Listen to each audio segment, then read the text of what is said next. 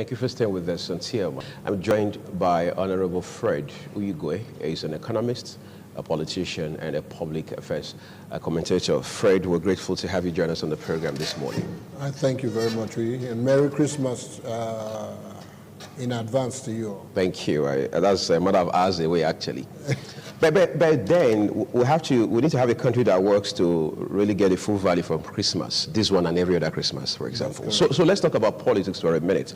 The issue of the Electoral Act Amendment Bill 2021. Of course, in 2019, just 2 years ago, we're here having the same conversation about how that the president at that time had advanced the reasons for withholding assent. Some people say it's the second time around. Walk me through the differences in scenario and peculiarity in circumstances. The first time around, the excuse of the executive was that it was too close to an election cycle, and that maybe the political parties will not have time to make the adjustments necessary to be able to comply. Right. So a lot of people took that.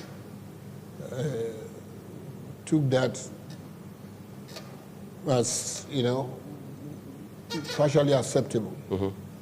And that if the same bill was to be presented in the future, haven't had the wind, haven't had an opportunity first to consider the bill at one time. I mean, it would be a breeze if it is represented. But unfortunately, we all had to see through the 30 days allowable for the executive to reconsider or to consider this bill when it was now represented. For him to, that's for the president to now give assent to the bill, to make it, to turn it into a law. A lot of people are disappointed that it took so long, that he waited to the last minute. And not just waiting to the last minute, waiting to the last minute to reject it. The question is, this bill that was presented to him bothered on electoral acts, electoral amendments, that would advance our democracy, especially the transmission, the electronic transmission of results. And of course, the direct primaries versus the indirect primaries. With the direct primaries, the indirect primaries being what the bill contained. The question we should ask ourselves is, do these proposals, these bills, advance, contain elements to advance, excuse me, our democratic process? Of course they do. From where we are coming from, the next stage one would expect us to advance to is a process that better enfranchises the people. Because we have an electorate. I know that very often we refer to the United States. Yes, for good measures, the United States is a forerunner and a leader in the practice of presidential electoral process or the presidential system of government. And a lot of people will feel, okay, maybe we can copy the United States in most of the aspects. But at the same time, we all agree, it will seem, that our system is not exactly like that of the United States. There are remarkable differences that must be taken into consideration in crafting our own system. The United States does not have the kind of diversity that we have. The United States have had the opportunity of practicing this system over some 200 years, 230 years. We are just about 20 years old in the business. I mean, in the practice of this presidential system. If we have to give the previous, if we have to count the previous dispensation of the civilian dispensation, that was plus another 4 years. So we have about 24 years of having tried to practice this presidential system of government. In advancing democracy or a democratic system like we want to do, we want to be able to be sure that the opinions of the electorate is robustly captured in the decisions of how the process should work. And it is also what gives confidence to the electorate to participate in the process. Because talking particularly now of the indirect system of government, the indirect system, primaries system, and the direct primaries. See, what the electorate comes away with the indirect primaries is that the system is already rigged, so they don't have to participate. The results are already known. But where you have a system that allows them to participate in the process, then they become also enthusiastic about the process and they want to join. They want to be a part of it as the process advances. So those are some of the things we have to look. We have to think about, we have to be able to critically think about advancing our democratic process from where we are right now. There are certain things we must do.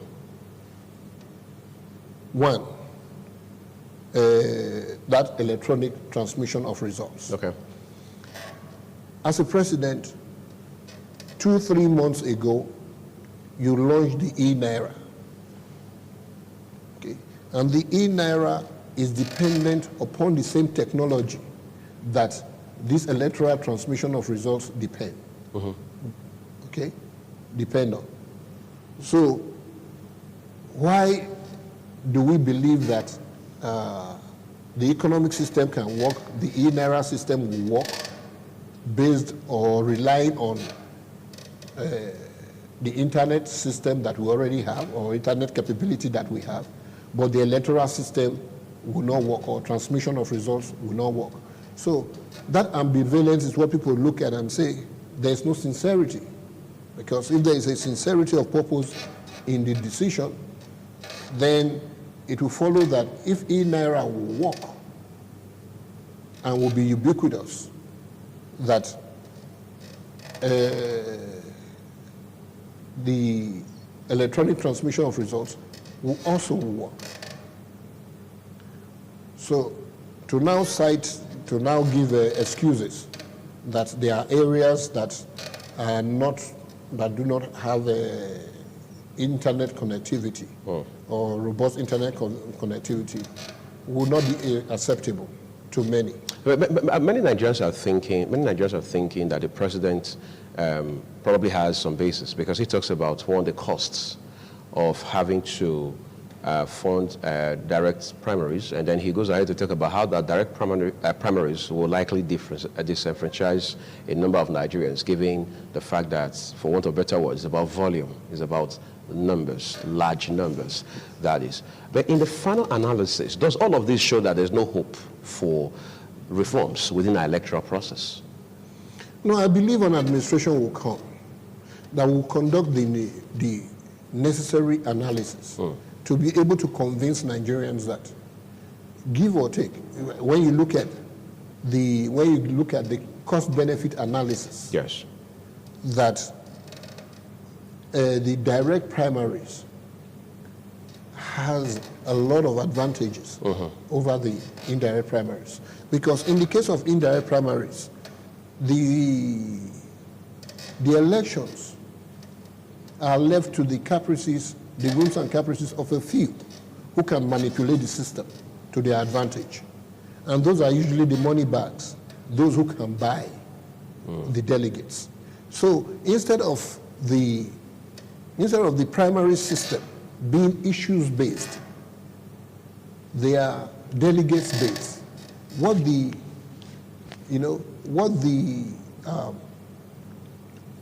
aspirants pursue during the process of the primaries, it's the conviction of or the attraction of delegates, rather than discussing the issues that affect the people. Okay, if they can get enough delegates, then they are home and dry. They many of the electorates will believe that since the delegates are, as it were, capable of being bought, the electorate sees it as an investment on the part of aspirants to buy these delegates in the hope of being able to recoup their investment when they win eventually. So, and that causes apathy. That results in apathy. I mean, if you already have that perception that the politicians are making an investment and they are making a direct investment on delegates, then you don't want to participate in the process because you feel left out. Right. And feeling left out means being disenfranchised from the system. The idea of democracy is to capture as much as possible the opinion, the desires, and the wishes of the electorate, of everybody. And that is what direct primaries advances. And that is what we should want to embrace. If this administration doesn't have an appreciation for that, we will continue to pursue. And we are hoping that, yes, a future administration will come that will understand this and embrace it and sell it again to Nigerians. I would, without the benefit of statistics or surveys, opinion surveys, but I would think that most Nigerians, if they understand the benefit of the direct primaries, the direct primaries as against the indirect primaries, we embrace the direct primaries because they want to be involved in the process. When a politician presents himself to run for an office, he is telling people, give me your resources, give me your stake, give me your ownership in this collective project of ours. Right. And I will bring my best to be in the management of these resources. But if the politician feels that he can get a hold of the control of the people's resources, of our collective resources, by just pandering to a few people, then that would be an easier thing for him to do. So we should not always look to doing the easiest thing just for the convenience of it. Like the president has said, that the very cost of the direct primaries will outweigh the advantages that we hope to get. I would disagree, and many politicians would disagree. Those who can do the calculations would disagree, for the simple reason that those who eventually win using the indirect primary system tend to be more corrupt. They will be more corrupt because the very ascension to power on that platform would have been based on the ability to attract, the ability to convince just a handful of people, the ability to, as it were, buy just a handful of people. Whereas, if we now go into the direct primary system, then the politicians will have the aspirants will have no choice but to discuss the issues, to address the issues that really affect the people. Great. And that is where we want to I want us to talk about the governors and their influence. So much is being talked about the governors. They're talking about how that the governors have a way of influencing all of these processes, especially from the standpoint of the indirect primaries, for example. Are these governors more powerful than the entire country? Is their interest more important than that of Nigeria ultimately? No. It is the desire of many of these governors.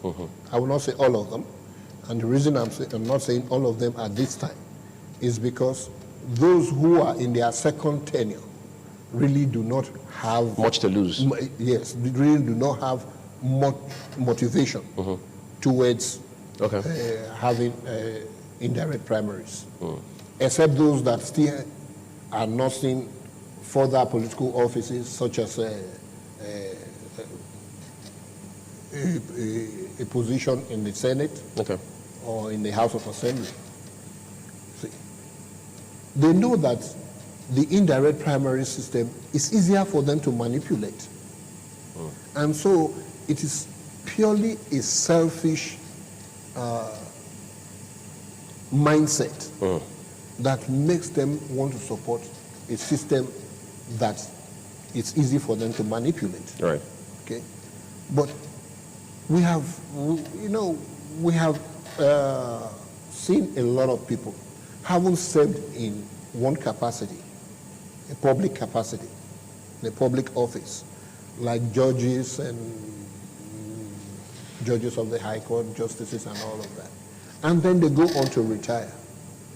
Will now be advancing amendments and changes that they had the opportunity to have addressed. Because while they were there, it served their selfish purposes. That's exactly what we are seeing with these governors. While they are in office, or while they still have an opportunity to enjoy the weaknesses of the system, right, they want to continue to hold on to that. They want to continue to project those weaknesses. Whereas they seem to forget that a day comes when they will be out of office, or when people who are close to them, family members and friends and neighbors, have to suffer the consequences of the corrections that they refused to implement when they had the opportunity to do so. So it is just plain myopia,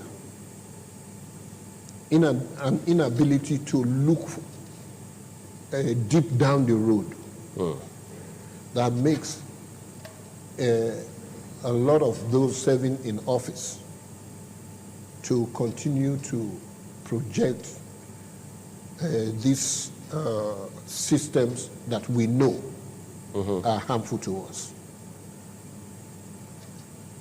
I don't see, I cannot imagine in the life of me why anybody will be kicking against electronic transmission of results.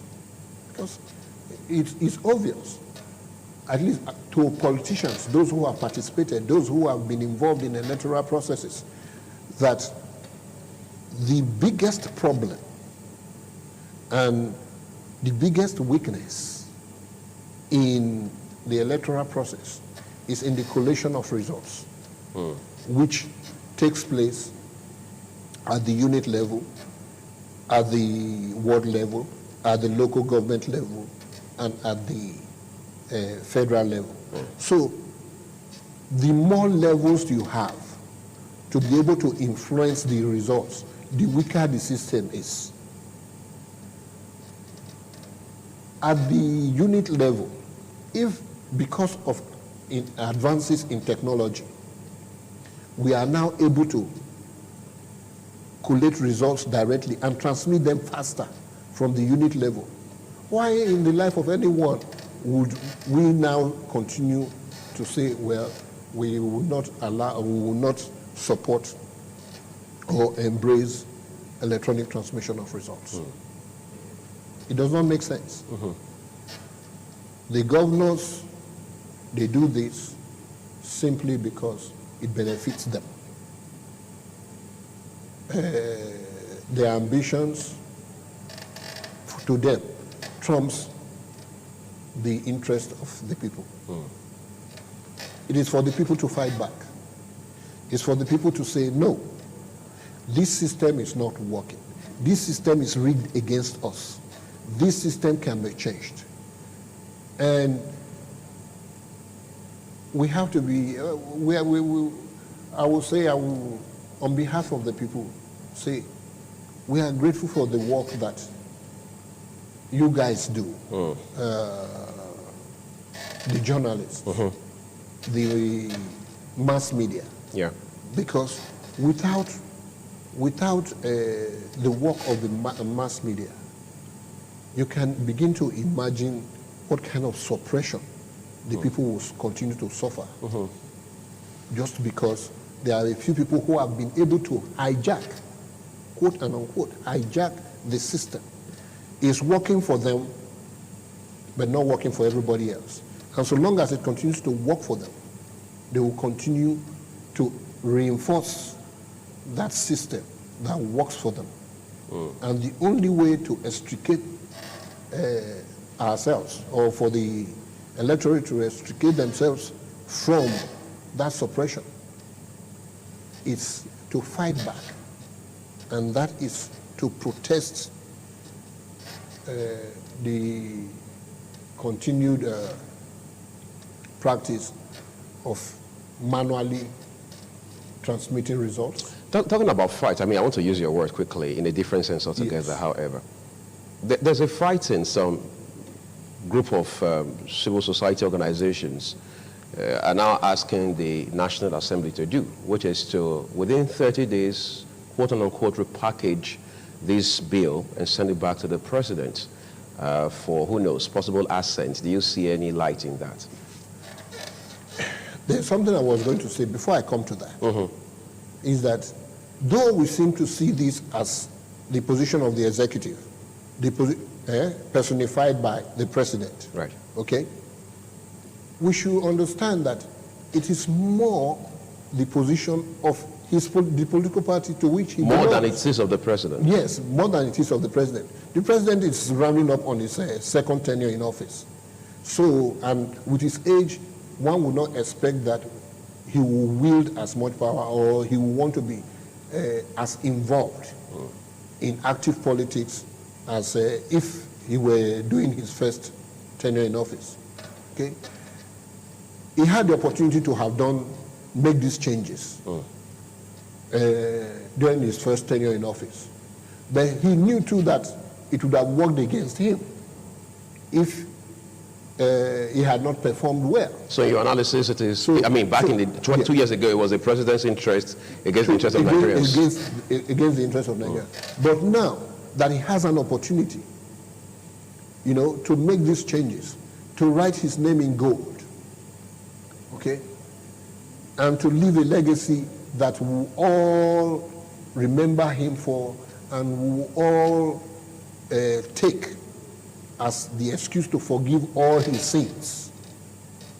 You know, he is now thinking about those who are coming after him, that are his acolytes, that he needs to protect. He needs to continue to perpetuate in office. But he says he had consulted widely with ministries, departments, and agencies. He has got informed advice from these sources. Isn't that weighty enough to support his position? He said he has gotten informed advice. He has consulted widely. Yes. How can you and I be sure that the advice he received isn't tainted by personal interest? That's what we are talking about. It is in the interest of those who are in office, public and civil, that's elected officers and those in civil service, to continue with this process because it works for them. So should the National Assembly seriously consider, because we understand the National Assembly has gone on recess for the holidays. Assembly, that's why I raised the issue I did earlier, that we should not just think that it is the president's position alone, but rather that is the position of his political party. It's a collective position. Okay, his political party, and maybe his sectional base, let me put it that way, okay? Tribal base, for him to do what he is doing, or for him to take this decision. So, the National Assembly really doesn't need to repackage this bill. The National Assembly, if they are resolved, ought to just go ahead and gather enough votes and override this veto. Did you see that will on the parts of members of the National That is why I raised the issue I raised earlier, that his decision is not individual to him, but rather collective. So will the National Assembly now have enough votes to override his veto? I doubt that, because given the composition of the National Assembly, I don't think those of the PDP who are mostly in favor of electronic transmission of results and the indirect primaries will have the votes to override. So again, it comes down to a game of numbers. So again, we're wrapping up now. Yeah, it comes down to a game of numbers. Yes. And party loyalties. Okay, while all of those are components you can't take away, a lot of persons are so concerned about the 2023 election and how this conversation will rub off on it adversely or otherwise. But there's something closer to home. Yes. Ekiti and Osun states have elections next year. Coming up. How much of litmus test will that be for INEC and other institutions saddled with the responsibility of midwife elections? You have to think about Edo and Anambra as the previous litmus tests that would flow over to Ekiti and Ondo. Because Ekiti and Osun. Or Ekiti and Osun. Right. Because we have already tested what do you call it? The BVATs, okay? The smart card reader. The smart card reader, and now the one used at Anambra, okay, which was an improvement on the smart card reader. Okay. And I don't see going back to the old systems because they have a system that is working and less problematic for them. So why would they want to go back? So whether the politicians like it or not, INEC is moving forward. INEC is moving forward with electronic transmission of results for as much as they can. And as a matter of fact, as an independent electoral body, the National Assembly does not have the powers to be able to limit the functions of INEC.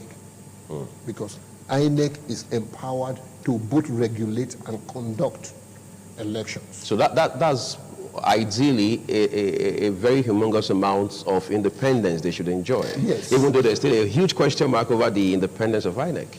There's a huge question mark because as organizations typically are, you are always going to have competition for authority, competition for powers.